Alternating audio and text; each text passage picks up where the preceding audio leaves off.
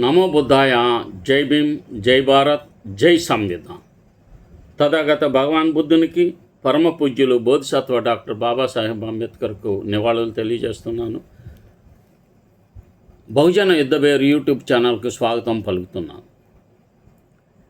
Andhra Pradesh power utilities విడుదల చేసిన ఉద్యోగ ప్రకటన, అసిస్టెంట్ ఎగ్జిక్యూటివ్ ఇంజనీర్స్ భర్తీకి విడుదల చేసిన నోటిఫికేషను నిరుద్యోగుల్లో తీవ్రమైన ఆందోళనలు రేకెత్తిస్తున్నాయి. అంటే రాస్టర్ పాయింట్లు, రాస్టర్ పాయింట్స్, ఆ రాస్టర్ దాచివేసి రిజర్వేషన్లపై అనుమానాలు కలిగేటట్లు ప్రయత్నం చేస్తున్నాయి. ముఖ్యంగా schedule caste ABC 3 group 1, group 2, group 3గా విభజించారు కదా, వాటి యొక్క రాస్టర్ పాయింట్స్ బయట పెట్టకుండా రిక్రూట్మెంట్ అయిన తర్వాత వాళ్ళకి నచ్చినట్లు పెట్టుకుంటే అది ఎంతవరకు సమంజసం? మీరు రిక్రూట్మెంట్ చేసే ముందే రాస్టర్ పాయింట్స్ నిర్దిష్టంగా బయట పెట్టాలి.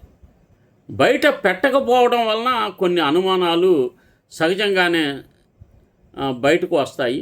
ఈ అంశం పైన ఈరోజు నేను మాట్లాడాలని భావిస్తున్నాను. రాస్టర్ దాచిపెడితే రిజర్వేషన్లపై అనుమానాలు సహజమే. మాల ఉద్యోగుల సంఘంగా మేము ప్రభుత్వానికి, ఎలక్ట్రిసిటీ డిపార్ట్మెంట్లోని అందరి అధికారులకు ఒక రిప్రజెంటేషన్ ఇవ్వటం జరిగింది. మీరెందుకు మొత్తం డెలిబరేట్గా, పారదర్శకంగా రాస్టర్ పాయింట్స్ పెట్టి మీరెందుకు నోటిఫికేషన్ ఇవ్వడం లేదు అనే విషయం మీద మాట్లాడటం జరిగింది. అండ్ మెమోరాండం ఇవ్వడం జరిగింది. దానిపైన మరలా ఒకరోజు అధికారుల దగ్గరికి వెళ్దామని కూడా ఆలోచిస్తున్నాం. పారదర్శకతే ప్రభుత్వానికి రక్షణ. రహస్యం వద్దు. రాస్టర్ విడుదల చేయండి. రాజ్యాంగంపై ప్రజలకు విశ్వాసం కల్పించండి. ఆంధ్రప్రదేశ్ పవర్ యుటిలిటీస్ విడుదల చేసిన అసిస్టెంట్ ఎగ్జిక్యూటివ్ ఇంజనీర్ నియామక నోటిఫికేషన్ను రిజర్వేషన్ అమలుపై సంపూర్ణ పారదర్శక పాటించాలని ఆంధ్రప్రదేశ్ మాల ఉద్యోగుల సంఘం రాష్ట్ర గౌరవ అధ్యక్షుడు బేతాళ సుదర్శనం, రాష్ట్ర అధ్యక్షుడు నూతలపాటి జగదీష్, రాష్ట్ర ప్రధాన కార్యదర్శి అంబటి అనిల్ ఒక సంయుక్త ప్రకటనలో ప్రభుత్వాన్ని కోరారు. అందులో వారు మాట్లాడుతూ రిజర్వేషన్ను రాజ్యాంగం ప్రసాదించిన హక్కు అని, వాటి అమలులో ప్రతి దశ ప్రజలకు స్పష్టంగా కనిపించేలా ఉండాలని పేర్కొన్నారు. ప్రస్తుతం విడుదల చేసిన నోటిఫికేషన్లో SC group 1, SC group 2, SC group 3 ప్రకారం పోస్టుల కేటాయింపు చూపించినప్పటికీ ఆ కేటాయింపుకు ఆధారమైన రాస్టర్ రిజిస్టర్ పాయింట్స్, రాస్టర్ పాయింట్లు, క్యాడర్ స్ట్రెంగ్త్, క్యారీ ఫార్వర్డ్ లెక్కలు బహిర్గతం చేయలేదు. రాస్టర్ దాచిపెట్టి రాజ్యాంగం అమలైందని ఎలా నమ్మాలి? ప్రజాస్వామ్యంలో ప్రభుత్వ చర్యలు చట్టబద్ధంగానే కాకుండా పారదర్శకంగా కూడా ఉండాలి. రాస్టరు వివరాలు బహిర్గతం చేస్తే ప్రభుత్వం పట్ల ప్రజలకు విశ్వాసం మరింతగా బలపడుతుంది. అది సందేహాలకు తెరదించేది ఒకటే. పూర్తి రాస్టర్ బహిర్గతపరచాలి. GOMS number 7 social welfare department 8/4/2025 ప్రకారం, 18/4/2025 ప్రకారం షెడ్యూల్ కులాల ఉపవర్గీకరణ అమలు చేస్తున్నట్టు ప్రభుత్వం ప్రకటించిన నేపథ్యంలో ఆ ప్రభుత్వ ఉత్తర్వు ఎలా అమలైందో చూపించే పూర్తి రికార్డును కూడా విడుదల చేయాలని మా డిమాండ్.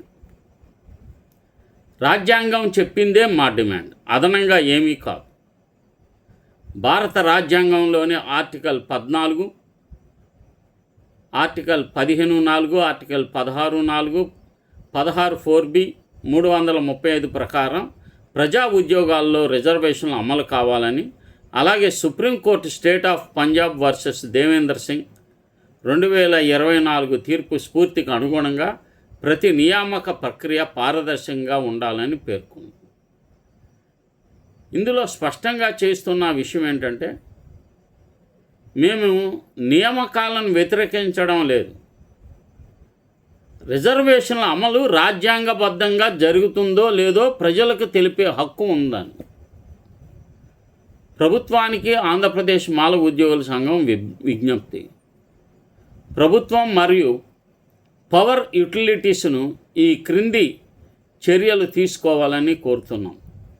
పూర్తి రిజర్వేషన్ రోస్టర్ రిజిస్టర్ విడుదల చేయాలి. ప్రతి పోస్టుకు సంబంధించిన రోస్టర్ పాయింట్స్ వివరాలు ప్రకటించాలి.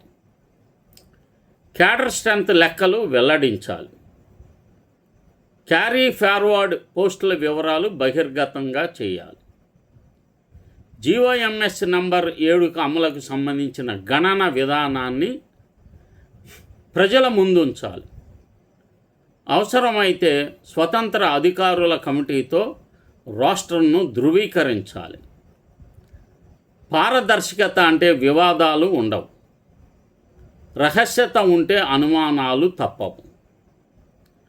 ప్రజా నియామకాల్లో పారదర్శకత పెరిగితే ప్రభుత్వంపై ప్రజల విశ్వాసం మరింతగా బలపడుతుంది. రోస్టర్ను బహిర్గతం చేయడం వల్ల నిజాయితీగా పనిచేస్తున్న ప్రభుత్వానికే గౌరవం పెరుగుతుంది. కనుక ప్రభుత్వం ఈ పోస్టుల భర్తీ విషయంలో రోస్టర్ను బహిర్గతపరిచి ప్రజలకు అందరికీ తెలిసేటట్లు చేయాలని విజ్ఞప్తి చేస్తున్నాను. నమో బుద్ధాయ. జై భీమ్.